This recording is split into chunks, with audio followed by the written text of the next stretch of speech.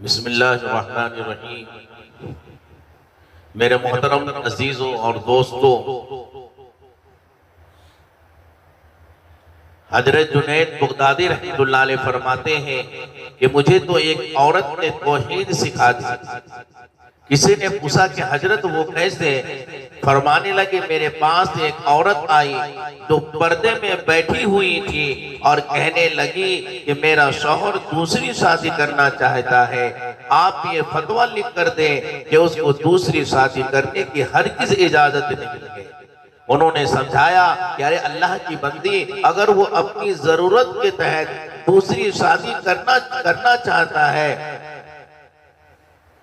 دوسری شادی کرنا چاہتی ہے تو شریعت نے 4 تک کی اجازت دی ہے۔ اگر وہ دوسری شادی کرنا چاہتا ہے تو شریعت نے 4 تک کی اجازت دی ہے، میں کیسے لکھ کے دے سکتا ہوں؟ فرماتے ہیں کہ جب میں نے یہ کہا تو اس عورت نے ٹھنڈی سانس لیا اور کہنے لگی حضرت شریعت کا حکم راستے میں رکاوٹ ہے، ورنہ اگر اجازت ہوتی تو میں آپ کے سامنے چہرہ کھول دیتی اور آپ میرے حسن و جمال کو دیکھتے تو آپ اس بات کو لکھنے پر مجبور ہو جاتے کہ جس کی بیوی اتنی خوبصورت ہو، اچھی ہو، بھلا اس کو دوسری شادی کرنے کی اجازت نہیں۔ فرماتے ہیں وہ تو یہ بات کہہ کر چلی گئی، مگر میرے دل میں اللہ تبارک و تعالیٰ نے یہ بات ڈالی، اے اللہ آپ نے عورت کو جو ہے ایک عارضی حسن و جمال عطا فرمایا ہے جو ختم ہونے والی ہے، ڈھلنے والی ہے، بڑھاپے میں جو ہے یہ چہرہ جو ہے ڈھل جائے گا۔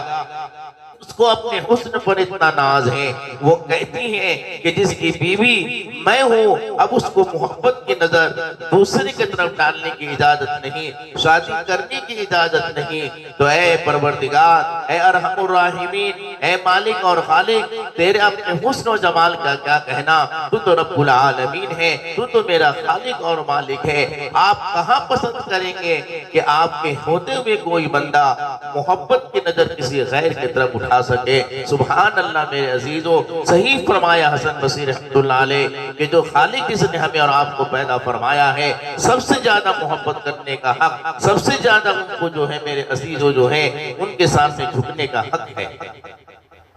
اسی طرح میرے عزیزوں ایک اور واقعہ جو ہے حسن بصری رحمۃ اللہ علیہ کا ہے، وہ فرماتے ہیں کہ مجھے ایک دھوبن نے توحید سکھائی۔ کسی نے پوچھا حضرت وہ کیسے؟ فرمانے لگے میرے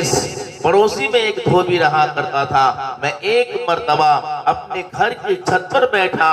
گرمی کے رات میں اللہ کے قرآن کی تلاوت کر رہا تھا، میں قرآن پاک کی تلاوت کر رہا تھا، اچانک میں نے پڑوسی میں ہمسائے میں اچانک جو ہے ذرا اونچا اونچا بولنے کی آواز سنی تو میں نے پوچھا بھائی خیریت تو ہے، کیوں اونچا بول رہے ہو؟ جب غور سے سنا تو مجھے پتا چلا کہ بیوی اپنے شوہر سے جھگڑ رہی تھی، وہ اپنے شوہر کو کہہ رہی تھی دیکھ تیرے خاطر میں نے تکلیفیں برداشت کی، فاقے کاٹے، سادہ لباس پہننا میرے لیے جو ہے آنا گوارا تھا، اور میں نے تیرے خاطر جو ہے یہ سادہ لباس پہنی، مشقتیں اٹھائی، ہر دکھ سکھ تیرے خاطر میں نے برداشت کیا، اور میں تیرے خاطر ہر دکھ برداشت کرنے کے لیے اب بھی تیار ہوں، لیکن اگر تو چاہتی ہے کہ میرے سوا کسی اور سے نکاح کر لے تو پھر یاد رکھنا میرا تیرا گزارا نہیں ہو سکتا، مگر تیرے ساتھ کبھی میں نہیں رہ سکتی۔ فرماتے ہیں یہ بات سن کر میں نے قرآن پر جب نظر ڈالی تو قرآن مجید کی آیت یہ سامنے آئی، ان اللہ لا یغفر ان یشرک بہ ویغفر ما دون ذلک لمن یشاء۔ اللہ تعالیٰ فرماتے ہیں کہ اے بندو جو بھی گناہ لے کر آئے گا اگر میں چاہوں گا سب معاف کر دوں گا، لیکن یاد رکھنا میری محبت میں کسی کو شریک بنائے گا تو پھر تیرا میرا گزارا نہیں ہو سکتا۔ اس لیے میرے عزیزوں ہمیں سجدہ کرنا ہے تو صرف اللہ کی بارگاہ میں، ہمیں منتیں مانگنا ہے تو صرف اللہ سے، مجھے مانگنا ہے تو صرف اللہ سے، کیونکہ میرے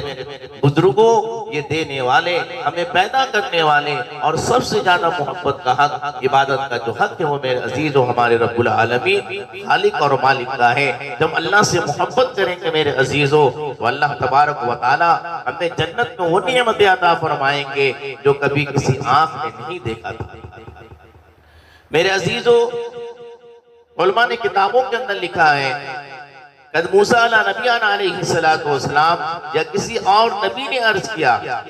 اے پروردگار یہ آپ کی طرف سے کیا ہے؟ آپ کے دوست زمین میں جان کے خوف میں رہتے ہیں، بھوکے رہتے ہیں، جو آپ کے نیک بندے ہیں قتل ہوتے ہیں، سولی پہ چڑھائے جاتے ہیں، ان کے ہاتھ پاؤں کاٹے جاتے ہیں، ان کو تکلیفیں دی جاتی ہیں، ان کو کھانے پینے کو کچھ نہیں ملتا، اس طرح سے ان پر بہت سی مصیبتوں کے پہاڑ توڑے جاتے ہیں، ان کو تکلیفیں ہوتی ہیں، جبکہ آپ کے جو دشمن ہیں جو آپ کو مانتے بھی نہیں ہیں وہ زمین پر امن میں ہیں، سکون میں رہتے ہیں، نہ سولی پہ چڑھائے جاتے ہیں، نہ ان کے ہاتھ پاؤں کاٹے جاتے ہیں، جو چاہتے ہیں کھاتے ہیں، جو چاہتے ہیں پیتے ہیں، اس طرح اور بہت سارے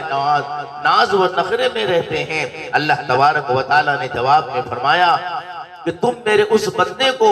جنت کے طرف لے چلو تاکہ ان نعمتوں کو دیکھیں گے، ان جیسی کبھی نہیں دیکھی گئی ہیں۔ یہ سامنے چنے ہوئے آپ پورے دیکھیں، برابر بچھے ہوئے گالیچے اور گدے دیکھیں، اور جگہ جگہ پھیلے ہوئے مخمل کے گالیچے دیکھیں اور مخمل بچھائے ہوئے ہیں، اور حور عین دیکھیں گے، وہ حوروں کو دیکھیں اور فنوں کو دیکھیں اور ایسے خدمت گزاروں کو دیکھیں گے گویا وہ موتی کے دانے میں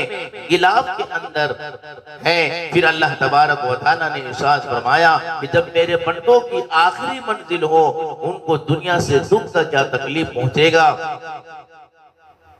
پھر اللہ تبارک و تعالیٰ نے ارشاد فرمایا کہ میرے اس بندے کو باہر سے دوزخ کی سیر کرانے کے لیے لے چلو، تو ان کو دوزخ کی طرف لایا جائے گا تو اس کے سامنے دوزخ سے ایک گردن نکلے گی جس کو دیکھ کر یہ بندہ بے ہوش ہو جائے گا۔ پھر جب ہوش آیا تو اللہ تبارک و تعالیٰ نے فرمایا جو کچھ میں نے اپنے دشمنوں کو دنیا میں دیا ہے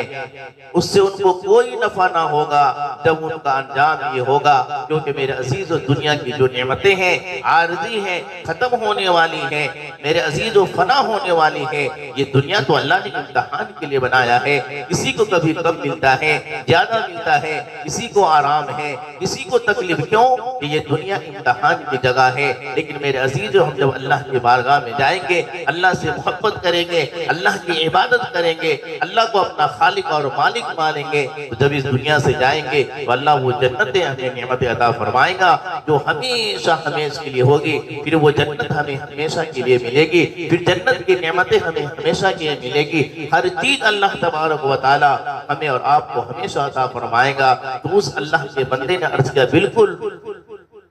جو دنیا میں اللہ کو انکار کرتا ہے دنیا کی نعمتوں کا اس کو کوئی فائدہ نہیں، کیونکہ دنیا تو امتحان کی جگہ ہے۔ آج نہ کل یہ نعمتیں ختم ہونے والی ہیں، لیکن جب میرے عزیز اس دنیا سے ہم جائیں گے جو اللہ ہمیں نعمتیں دیں گے وہ ہمیشہ کی نعمت ہوگی۔ اللہ تبارک و تعالی ہم سب کو اپنے نبی سے محبت کرنے والا بنائے اور اس پروردگار سے محبت کرنے والا بنائے جس پروردگار نے ہمیں ایمان کی دولت سے مالا مال فرمایا ہے، جس پروردگار نے ہمیں میرے عزیز دنیا میں میرے عزیز سب سے بڑی جو نعمت تھی وہ ایمان کی نعمت تھی، دولت تھی۔ اللہ تبارک و تعالیٰ نے ہمیں وہ دولت عطا فرمائی۔ اللہ ہم سب کو میرے عزیز جو ہے اپنے رب سے محبت کرنے کی توفیق عطا فرمائے۔